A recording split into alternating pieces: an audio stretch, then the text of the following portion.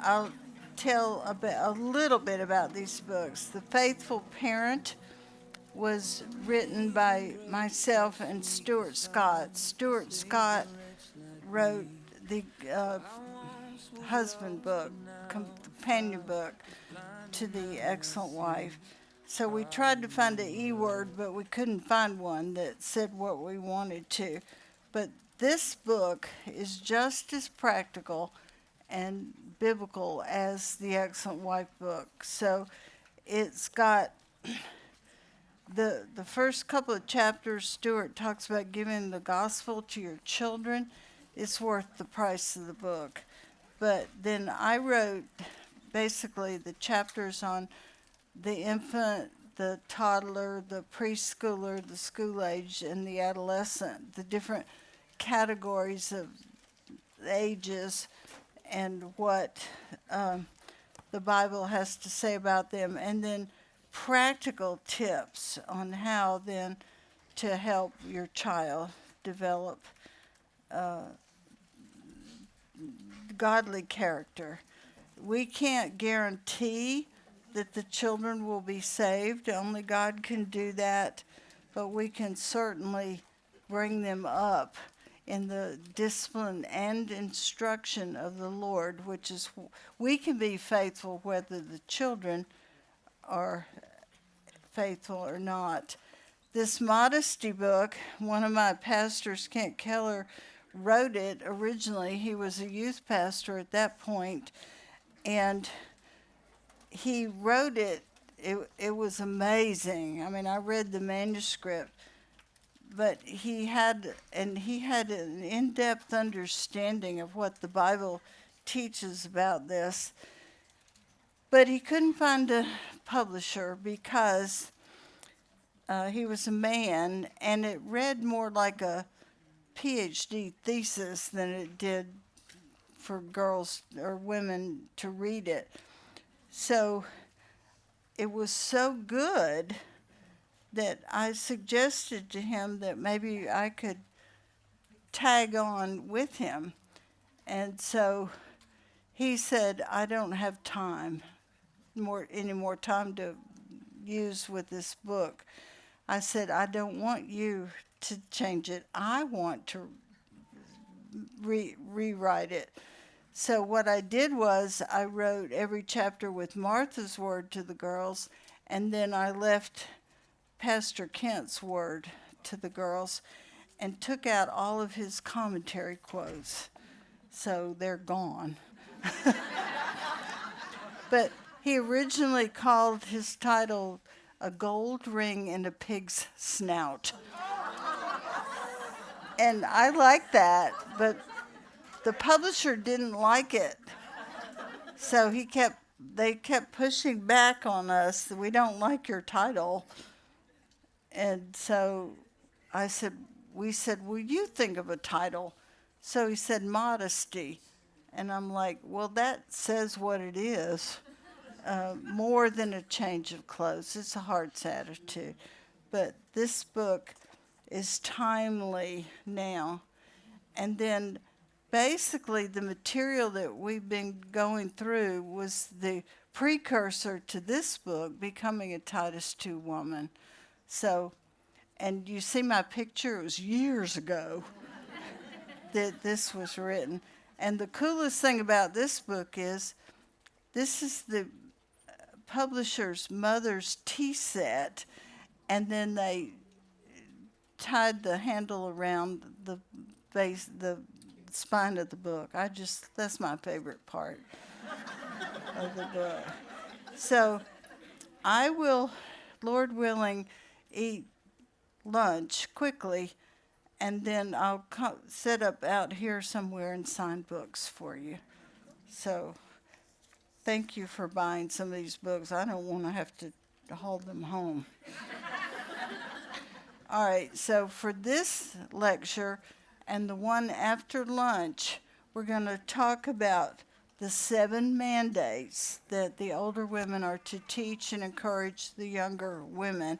And then there's a Q&A. So If you want to know anything about Sanford, just ask me, and I will tell you. If we're going to become true Titus 2 women, then we need to know what and how the older women are to teach and encourage the younger women. And I don't think this is a ministry for just a few select women. I think it's for all of us. We all need to know these principles. We need to live these principles out in real practical ways. All women, young and old, married or single, need to know these biblical principles and apply them to their lives. And if you're single, you may someday be married, you may not be, but you have Christian sisters in the Lord who are married, and they may need your wise counsel, or even at times your wise reproof. So I want to start the 7 specific instructions, but let me first give you a little bit of the background on the book of Titus. The letter to Titus was written by the Apostle Paul. Titus was a Gentile convert to Christianity who traveled with Paul on some of his missionary journeys. One of the places they went was to the island of Crete. And I've never been to Crete, but it's still there. And they went around witnessing, giving the gospel. People were getting saved. And Paul then went on his missionary journey, the next place he went. But he left Titus there to help these little churches, these brand new little churches, know what to do and what they're supposed to do. So the special theme of this letter is the role of God's grace in promoting good works among God's people. He talks about the older men, the older women, the younger men, the younger women, and the slaves.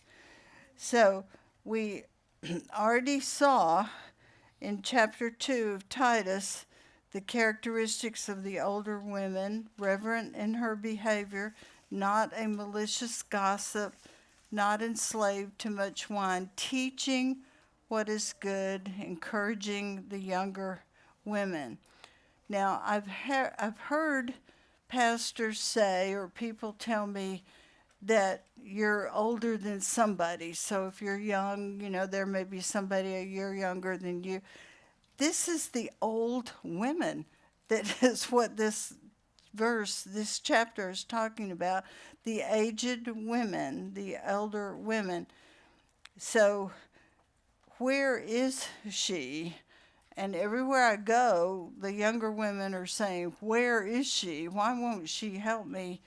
I have no answer for the most part, but she doesn't seem to exist in some places. It may be that she herself is not being taught this material, or it may be that after her children are grown or she's widowed, she believes she has done her part and moves on to a different focus in her life. She might think that it is not her place to be involved with other women in such a personal way. She might be afraid that the younger woman will become offended and react angrily. She might just be selfish. She just wants to spend time with her family and her grandkids and not fool with anybody else. But for the most part, the places I go to, the younger women are begging for godly, older, mature women to help them. So, the first thing that Paul wrote in verses 4 and 5 in Titus chapter 2, what the older women are to teach and encourage the younger women, the first thing is to love their husbands. Now, this word is philandros. The philos word for love is thinking of somebody as special, somebody as a dear friend. It indicates a tenderness, being fond of one's husband. This is not agape love. The wives are not told to agape love their husbands, but we can get at that another way. We're to love others in an agape sense, and our husbands are one of the other people in our lives. But this philos love, I would teach the younger women this, what the Bible says about this, the doctrine. The wives are told to love their husbands in an indirect manner. And husbands and wives have a special one flesh bond of love, talking about the sexual relationship. Secondly, you want to help the younger women cultivate a sweetness towards their husband. Now, the idea here is thinking of him as a dear friend, a beloved person, thus having a fondness for him.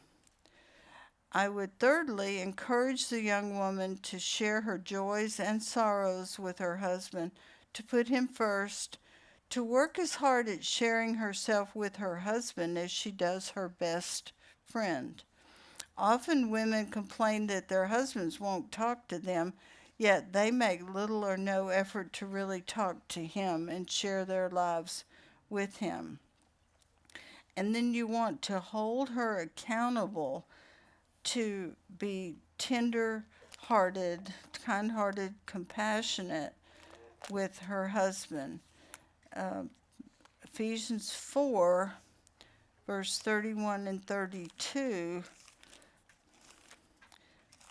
Let me find this. It says, let all bitterness is the emotion you feel when you're bitter is hurt. So a lot of times women will say, well, I'm not bitter, but I'm hurt. Let all bitterness and wrath and anger and clamor and slander be put away from you, along with all malice. Malice is wishing ill will, being mean. Instead, be kind to one another, tender-hearted, forgiving each other, just as God in Christ also has forgiven you. So she needs to be kind-hearted towards her husband. Maybe he's had a rough day at work. Maybe he's come home really tired. Maybe he's got a headache. Maybe he just wants to plop down in the chair and just rest for a minute. And instead of thinking, well, he doesn't care about me, he doesn't care about my day, he doesn't want to listen to me, she needs to take a few minutes to talk to him, perhaps give him a back rub to ease the tension in his neck and shoulders. She needs to treat her husband as someone special, someone who is beloved. This is not a feeling necessarily, but what she thinks about him. I have an example. Our daughter, her first child was a boy, and then 2 years later she had twin girls. And of course, the twins were premature. They had to be in the hospital for a couple of weeks to breathe better and to gain some weight. Finally, the day came when they came home from the hospital. Well, I just happened to be there to help her and keep Tommy, the 4-year-old. But Anna had the nursery all set up. There were 2 cribs in there. So they put one tiny little baby in one crib and one tiny little baby in the other. And they were not identical, but we still were trying to figure out who is who, so they had to have name tags on. But when Sanford got off work, he came there because he knew the babies were there and we were all there. And so when he rang the doorbell and I answered the door, and he walked in, he said, "Where are the babies?" And I said, well, they're in the nursery. You see, in the hospital, we couldn't get a hold of our babies. Like, we could peek at them, but that was about it. So he made a beeline for the nursery, and I followed him. And so he went over to the first one, and he leaned over and he looked at her. And I know he was probably counting her little fingers and toes, and he was looking at her one way and the other. And I know, he didn't say what he was thinking, but I know what he was thinking. She looks like me, or whatever he might be thinking. So, and then after he inspected her, he went over to the other one and did the same thing. And I thought, Lord, you are so kind to us to let us have this moment together, because we were so close to divorce and me leaving him a few years earlier than that. So I thought of my husband. I said, he is so dear to me.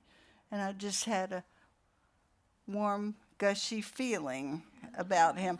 I don't always feel that way about him. He doesn't always feel that way about me. But this is Philos love. He's special. He is a dear, cherished person to me. So she is to love her husband. And then secondly, she's to love her children. This is the same word, philos, and then teknos is the word for child. And this word implies a tenderness, thinking of the child as someone beloved or special or dear. One of the things early on, I would have a counselee, a young woman, is to memorize 1 Corinthians 13, 4 through 7. Love is patient, love is kind, love is not jealous. Just be able to say it backwards and forwards. You need to train yourself and to help others think in those terms. If the second greatest commandment is to love others, we should be really good at that. So when she is patient with her children or her husband or anybody, she is showing love to them. When she says a kind word, she is showing love to them. So I would have her memorize this. You want her to think in these terms. You want to teach your children to think this way. You want your daughter, who at age 16 falls in love with some guy who maybe is not maybe a sterling example for her, I don't know, but he says to her, I love you. And I want her to think, no, you don't. You're not kind. You're not patient with me. You're selfish. Love doesn't seek its own way. See, you want her to be discerning and start thinking in that way. So, secondly, I would want to teach her to think loving thoughts. Like, this child is irritating me, but I can respond, I can correct him or discipline him because love is patient. Or I would really rather be left alone so I can watch TV, but love doesn't seek its own way. It's not selfish. I can read her a story. Hold young mothers accountable to be kind and not mean or hard-hearted. One time I was visiting a friend, and her children were playing out in the yard, and her daughter, one of her daughters, ran in, and she was so excited. Something she saw in the yard just tickled this little girl to death, and she wanted to couldn't wait to tell her mother about it. Well, in that house, they had a rule that you took your shoes off. Well, there's nothing wrong with having that rule if you want to do that. Um, and in her excitement, the little girl forgot to take her shoes off. She just ran in the house and ran into the room where her mom and I were sitting talking, and she was saying, "Guess what? Guess what?" And she was smiling, and her mother yelled at her and said, "You didn't take your shoes off." Well, the child looked down at her feet, and sure enough, she had forgotten to take her shoes off. And tears welled up in the child's eyes, and she turned to leave. And her mother said, "So what did you want to tell us?" And she said, "Never mind." It's okay to have rules, but it's not okay to be mean and just hard, kind of hard-hearted. So just young mothers or even old mothers need to be patient. And then exhort the younger women to be compassionate and tender when her child is hurt. Now, I was a pediatric ICU nurse for about 3 or 4 years. We had a good day if everybody's heart was beating and they were breathing, or even with machines. And so I would come home, and my David or Anna might fall down and skin their knee, and they'd come crying to me, and I would say, "You're all right," because their heart was beating and they were breathing. And I would clean up the wound and put a Band-Aid on it. And now that I'm a Christian, and that when I had my Anna and David had children, my little grandbabies, they would get their boo-boos. I would get tears in my eyes. And I would say, "Oh, darling, I'm so sorry." And, you know, Anna and David would stand back and say, "Mom, what happened to you?" And I said, "Well, I came to know the Lord."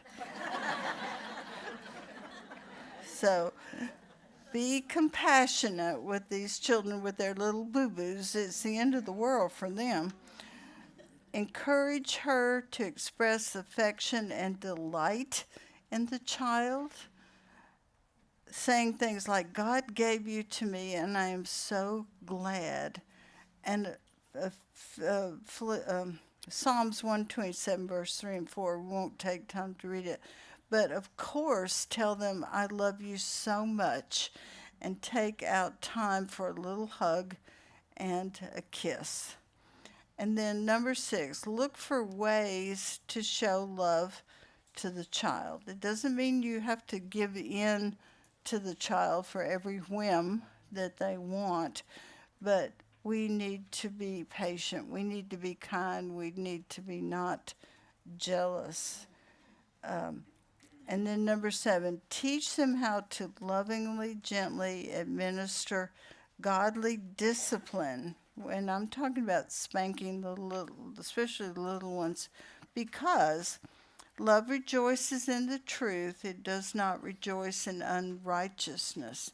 Now, we have a lot of practical tips in the Faithful Parent book, but such as spank the first time the child ignores you or disobeys you or has a bad attitude. And then you, the mother, will be less likely to become a raving maniac when you keep telling the child over and over again and they keep ignoring you and disobeying. That's the mother's fault, not the child's fault. So speak in a normal tone of voice. Make sure you're giving age-appropriate instructions to the child, and get between them and the TV or the iPad or whatever they're doing, and make sure that they are hearing you. And for those who really tend to not obey and follow through, ask them to repeat, what is it you are supposed to be doing? And spank the first time the child ignores you or disobeys or has a bad attitude. Now, some people spank like just the child breezes by and they just do one little spank to the bottom. That doesn't help matters. That's not a spanking. That just provokes them to more anger. So be sure, and especially with the little ones, I think you should just spank with your hand. Practice on yourself to see, how much it stings, but don't just do one little swap on their bottom that has a diaper on it and they don't even feel it. That will just provoke them to more anger. So we are to teach the younger women to love their husbands and what that looks like, and love their children. I can remember my mother when I was a child. She sang beautifully, and she would sing songs, and she would grab me and we would dance around the room, and that's some of my favorite memories that I have. Children don't forget things like that. They remember that. And then teach them to be sensible. Now the Greek word is sophron, and it means to have a sound mind, or to be wise or prudent and self-controlled. So under application of this, you want to help the young women set biblical priorities and make wise commitments. In Ephesians chapter 5, verse 16, it says, make the most of your time because the days are evil. And then Psalm 90, verse 12, David wrote, so teach us to number our days that we may present to you, to God, a heart of wisdom. The primary ministry for the young mother should be to her husband and then her children and then her church. So I would encourage her, if she's overwrought with all she's doing, encourage her to sit down with her husband, talk with him about her commitments and responsibilities, and let him give her guidance. Years ago, I knew a young woman, Christian woman, who had 4 children, ages 6 and under, and she decided she wanted to be a nurse midwife. Well, that's good, but you have to have a master's degree to do that, and she didn't even have any college. And she's got all these little kids that she's supposed to be taking care of. But she didn't clean her house properly. She was lazy, and she didn't care for her children properly. Her priorities were unbiblical and unwise. And I went to her and gently talked to her about it and gave her some suggestions, but she ignored me. It took a threat from her husband to divorce her. Now, he was wrong to approach it that way, but it finally got her attention, and she decided she would start getting up with her kids and fixing their breakfast, and she was just lazy. Okay, so setting biblical priorities and making wise commitments. And then number 2, under being sensible, having a sound mind, stay within your budget. Proverbs 19:14 says, house and wealth are an inheritance from fathers, but a prudent wife is from the Lord. So some women spend money that they know they shouldn't be spending, and they also hide their credit cards and things from their husband. Well, you can be sure your sins will find you out. So she needs to stay within the budget. Luke 12 Jesus talked about the faithful and sensible steward. We should be a sensible steward with our money. And then number 3 under application, face reality, having a sound mind. Think rightly, all the while having a hope in God. The older women should have a calming effect on the younger women, not making them more hysterical than they already are. Don't add to their burdens by talking about her circumstances in a way that there is no hope. There is always hope when God is in the picture. She can think, this is a difficult situation. She may be in a very difficult situation, but God will give me the grace to go through it. I remember talking with a young woman who was in a very difficult situation. You would say it was a crisis.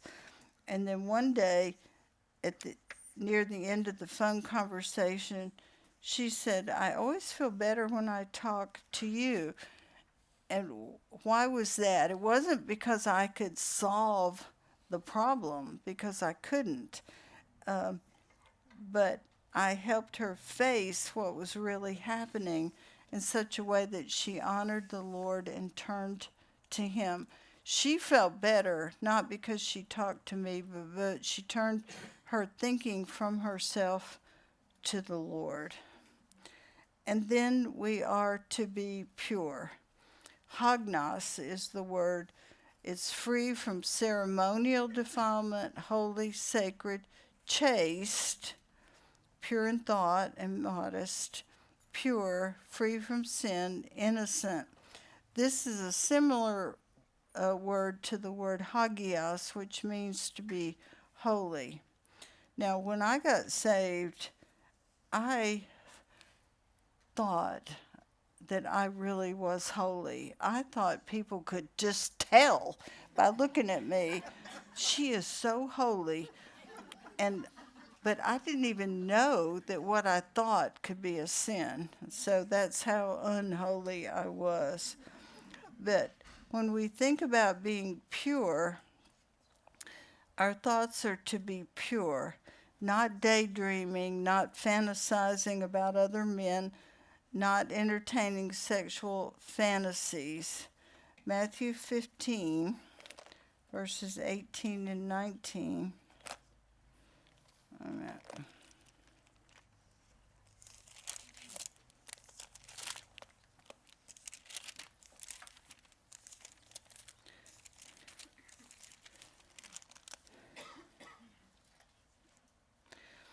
Jesus said to Peter, Jesus was talking to the Pharisees. Peter and the disciples didn't understand what all Jesus was trying to tell them. So privately, Peter came to him and said, explain the parable to us. And Jesus said, are you still lacking in understanding also? Do you not understand that everything that goes into the mouth passes into the stomach and is eliminated? It's not the things you eat that are going to defile you, because the Pharisees thought the opposite of that. But the things that proceed out of the mouth come from the heart, what you're desiring, what you're telling yourself, and those defile the man. For out of the heart come evil thoughts, murders, adulteries, fornications, thefts, false witness, and slanders. These are the things which defile the man, but to eat with unwashed hands does not defile the man. So we are to make no provision for the flesh. Some TV shows are definitely provisions for the flesh. Soap operas, do they still have soap operas? I guess they do. Well, just don't look at them. They're addictive. The romance novels we talked about, that pornography, lying in bed and daydreaming. Romans 13, verses 12 through 14.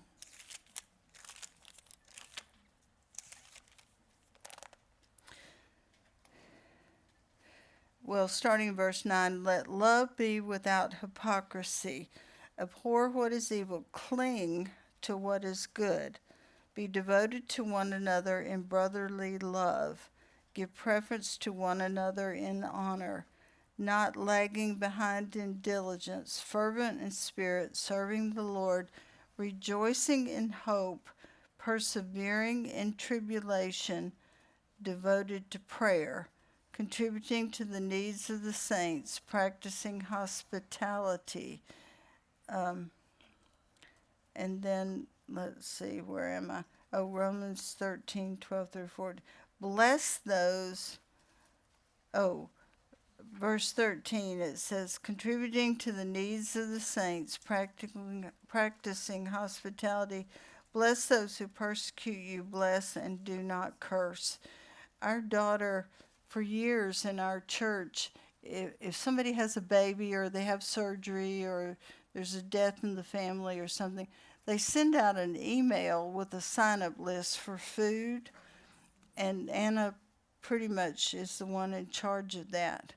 And I will confess to you that I always look at the sign-up list and hope it's full. So I don't have to sign up.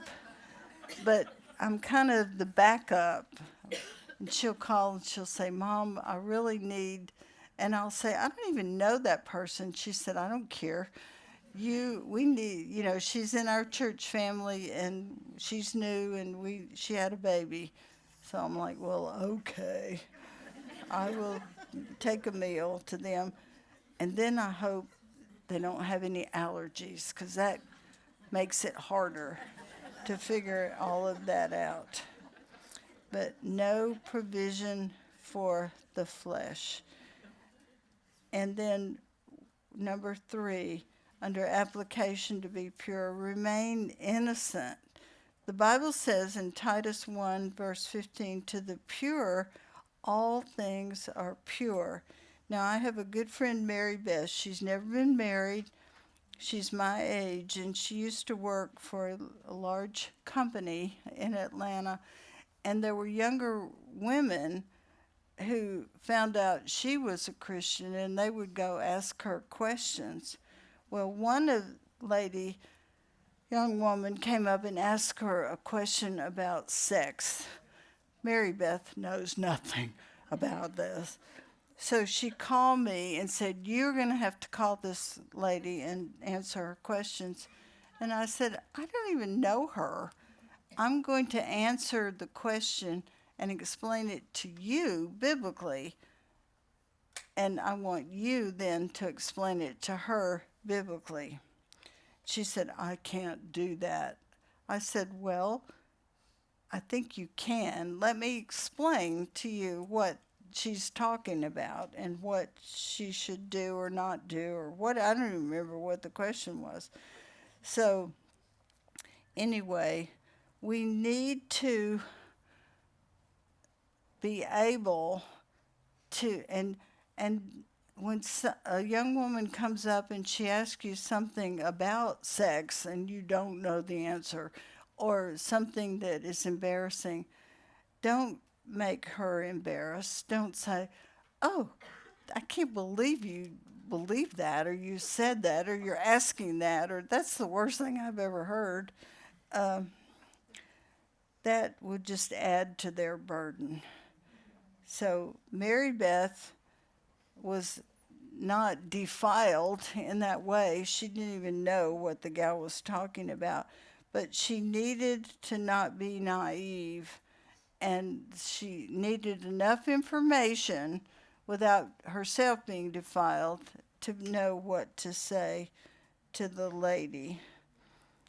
And then we are to be modest.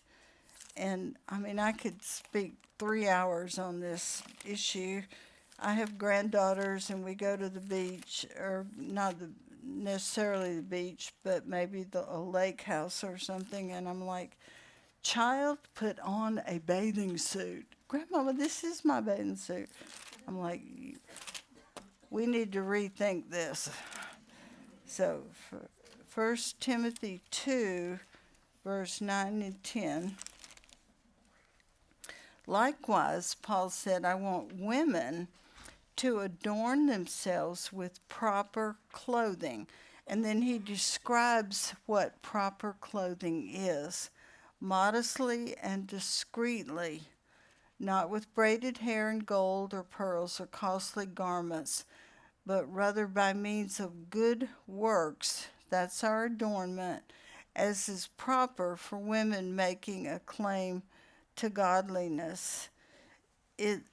One of the things that Kent and I talk about in the modesty book is the effect that it has on the men, the young men and the middle-aged men and the old men. They're just men. And it's very hard for them when somebody shows up in the, what do you call those things that show every crack in your, the what? Leggings, yes. But, and if you have on leggings, please forgive me. But that's just a vivid example because you see them all the time. And there are men out there, and they are going to be looking, and it's going to be hard for them not to be tempted. And I've had young women say, well, it's their problem. Yes, it is their problem, but you don't want to make it harder for them than it needs to be. So we want to enjoy the freedom that we have. Things are so much more casual now than they used to be. But you don't have to dress in a sensual or act in a sensual, seductive way. It is going to be very, very difficult for the men. Okay, so I think we're going to break here now. I'm ahead of schedule. I didn't mean to do that. But I will go eat lunch. Is it time for lunch? And then, Lord willing, I will come sign some books.